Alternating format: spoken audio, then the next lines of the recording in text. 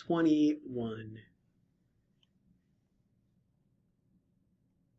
So we got a cute little papule here with a lot of open white spaces, presumably once filled with something, but probably not blood, because I don't see a lot of erythrocytes. A little bit of serum probably in the central portion of both of them. The walls look very, very wispy thin, so lymphatics is most likely.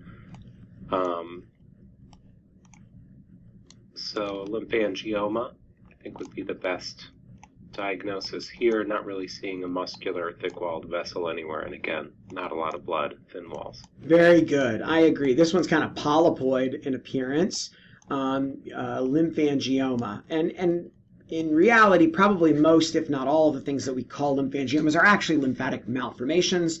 And as you know, that's also a problem with vascular things. We call lots of things hemangioma. Some of those actually are probably malformations and not true neoplasms. It doesn't always matter. I think in lymphangioma, it's worth knowing, though, that there's often a much deeper unsampled component with these because they are malformations and they can track down quite deeply sometimes. And because of that, they can be, problematic management depending on the site. If they're in an anatomically sensitive site like the genitals and they're larger, they can be, problematic. They can sometimes weep and leak fluid out of the surface. The classic look is like the clustered, skin-colored, slightly translucent papules that look like frog eggs or frog spawn appearance, so the lymphangioma circumscriptum. And then there are other forms like the very large ones that are in the neck area, particularly common in patients with Turner syndrome, so the cystic hygroma. All of these are different variations or presentations of lymphangioma, aka lymphatic malformation. Like you said, very dilated cavernous spaces with very thin walls and thin flat endothelial cells. Usually, for practical purposes, if you see a lot of pink stuff that looks like serum and not much blood and the thin-walled vessels, then vote for lymphatic. In real life, it's sometimes hard to tell. I have seen spaces like this that I thought for sure would be lymphatic, and then I did the markers. I did D240 or protoplanin, which is positive in lymphatics but not in vascular endothelium, and it was negative in these. Sometimes in real lymphatics, like in this case, these would all be positive for D240 as well as other typical vascular endothelial markers, CD31 and ERG. CD34 can be a bit variable. Sometimes it stains lymphatics, sometimes not as well. Doesn't really matter, but just so you know. But yeah, if you really want to know, you can do the D240, aka that's the molecule, the antibody name that detects the antigen protoplanin, which is expressed on endothelial cells. Anytime there's more than one name for an immunostain, it's worth learning them all, because for testing purposes, you never know which name they're going to ask you. If they ask protoplanin and all you knew is D240, then you might miss the question even though you knew the content. I think it's frustrating, and I personally think that test writers should probably include if there's two common names, put one in parentheses, because you want to test knowledge, not esoterica, but I don't make the rules or write the exam questions in general. So all right. But my point is that sometimes I have seen stuff that looked so much like lymphatic in real life, and I did a stain and they ended up not being. Because what happens is sometimes in vascular channels, after the tissue is removed from the body, the blood can settle, and so the red cells settle out, and you get areas that are filled with serum. And serum and lymph are like very similar, right? They're fluid that has protein in it, but not cells.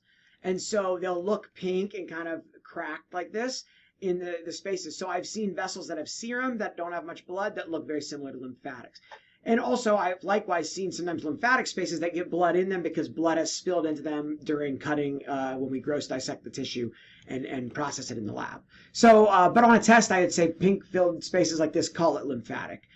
In real life, it could go either way. Sometimes you can get a clue. You can see histiocytes floating in lymphatic spaces, both in dilated lymphatics in the body for non-vascular lesions, but also in the setting of lymphangioma, lymphatic malformation. You can also see lymphocytes in the lumens or around the walls. Sometimes you'll see like nodular aggregates of lymphocytes, even with germinal centers around these spaces, and that's a really good clue. If I see this with a little lymphocyte aggregates around it, that's great for lymphangioma/lymphatic malformation.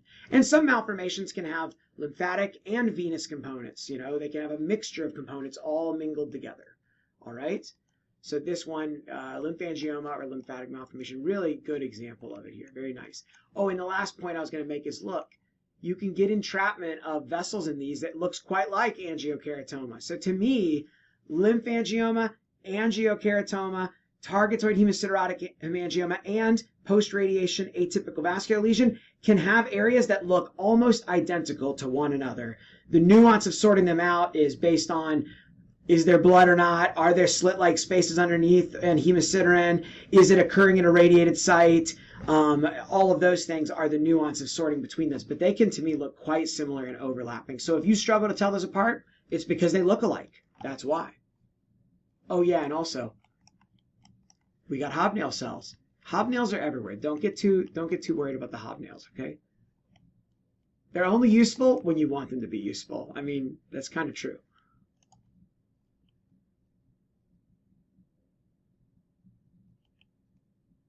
You guys are getting like the full like fellowship lecture here, but